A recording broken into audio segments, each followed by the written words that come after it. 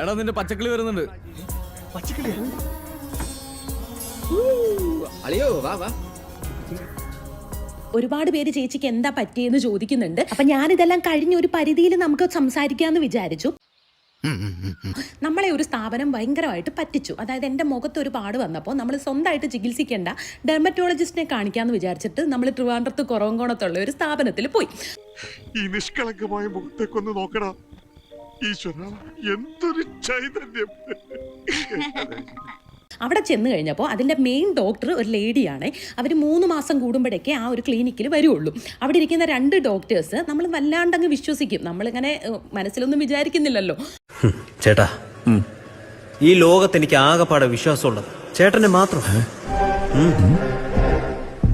പക്ഷേ ഇവർ BDSും MBBSും പഠിച്ച് പിന്നെ 3 മാസത്തെ 6 മാസത്തേക്ക് ഓരോ കോഴ്സ് ഉണ്ടല്ലോ, ഡെർമറ്റോളജിയുടെയും കോസ്മെറ്റോളജിയുടെ ഒക്കെ, അത് പഠിച്ചിട്ടാണ് അവിടെ ഇരിക്കുന്നതെന്നൊക്കെ നമ്മൾ വളരെ വൈകിയാണ് അറിഞ്ഞത്.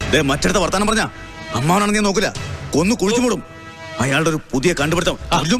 ചേട്ടാ പ്ലീസ്. ഇതെല്ലാം തിരക്കി അറിഞ്ഞു കഴിഞ്ഞപ്പോൾ നമ്മൾ നമ്മുടെ ബില്ല് ചോദിച്ചു കേട്ടോ. അപ്പം നമ്മുടെ ബില്ല് അവർ ഭയങ്കര കള്ളത്തരമായിട്ടാണ് തന്നത്. അതായത് നമ്മൾ കൊടുത്തതിൻ്റെ പകുതി പൈസയുടെ ബില്ല് മാത്രമേ അവർ തരുന്നുള്ളൂ. ആ പണം കൊണ്ട് നീ എന്ത് വാങ്ങി കഴിച്ചാലും നിന്റെ ആർത്തി തീരില്ല. വെള്ളം കുടിച്ചാലും നിന്റെ ദാഹം മാറില്ല. വിഷം മാത്രമേ നിനക്ക് അതുകൊണ്ട് വാങ്ങാൻ കഴിയൂ. ചത്താലും നീ പുഴുത്തേശാവും, ഓർമ്മിച്ചോ?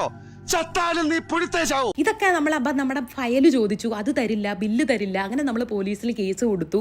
അങ്ങനെ അവരവിടെ വന്ന് ഒപ്പിട്ട് കൊടുത്തു. എന്നിട്ടും എനിക്ക് ഇതുവരെ അവർ പ്രോപ്പർ ആയിട്ടുള്ള ബില്ല് എനിക്ക് തരുന്നില്ല. അപ്പൊ കൊള്ളാം, നാടകം നന്നായി, നിന്റെ വേഷവും U played very well. Bill അവിടെ നിൽക്കട്ടെ, എൻ്റെ ഫയലിൻ്റെ ട്രീറ്റ്മെൻറ്റ്, ഇതുവരെ എടുത്ത ട്രീറ്റ്മെൻറ്റിൻ്റെ ആ ഒരു ഫയൽ തരാൻ പറഞ്ഞു. അത് കോപ്പി എടുത്തിട്ടായാലും അവർ നമുക്ക് തന്നാൽ മതി. പക്ഷെ അതും തരില്ല. അവരെങ്ങനെയൊക്കെ കാണിച്ചാലും അതൊന്നും അവർ നമുക്ക് ഇതുവരെ തന്നിട്ടില്ല കേട്ടോ. നിങ്ങൾ എന്താണ് എന്നോട് ഇങ്ങനെ നികൃഷ്ടമായി പെരുമാറുന്നത്? ഒന്നുമില്ലെങ്കിൽ ഞാനൊരു സാഹിത്യകാരനല്ലേ, ആ ഒരു മതിപ്പെങ്കിലും എനിക്ക് തരണ്ടേ? അതിൻ്റെ ഒരു ടെൻഷനും എനിക്കിങ്ങനെ ഒരാൾ ഇതുപോലെ ഇങ്ങനെ ചീറ്റ് ചെയ്യും എന്നുള്ളത് എൻ്റെ മനസ്സ് അംഗീകരിക്കാത്ത എൻ്റെ വിഷമവും സങ്കടങ്ങളും ഒക്കെ ആയിരുന്നു കേട്ടോ എനിക്ക് ഇത്രയും നാളും. പക്ഷെ ഇപ്പം നമ്മൾ ഹീലിംഗ് സെക്ഷനിലൊക്കെ എടുത്തു. അപ്പോൾ ഡോക്ടർ തന്നെ എന്നോട് ചോദിച്ചു, എന്തിനാ ഇങ്ങനെ എല്ലാവരെയും വിശ്വസിക്കുന്നതെന്ന്.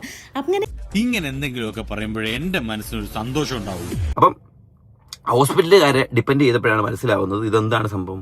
പ്രൊമോഷൻ കിട്ടാത്തതിന്റെ ഭാഗമായിട്ട് ചേച്ചി കാണിച്ചൊരു ചുരുക്കാണ് ഈ ഒരു ഹോസ്പിറ്റലിനെ അല്ലെങ്കിൽ ഒരു ക്ലിനിക്കിനെ ഈ ഒരു രീതിയിലേക്ക് പറയാനിടയുണ്ടായ സാഹചര്യം. കുഴപ്പമായി തോന്നുന്നത്. നീ എന്താ ആലോചിക്കുന്നത്? ഞാൻ നാട് വിട്ടാലോ എന്ന് ആലോചിക്കുക. ഇങ്ങനെ തൊട്ടതിനും പിടിച്ചതിനും ഒക്കെ നാട് വിടാൻ തുടങ്ങിയാൽ ജീവിതകാലം മുഴുവൻ നീ ഒരു ടൂറിലായിരിക്കും.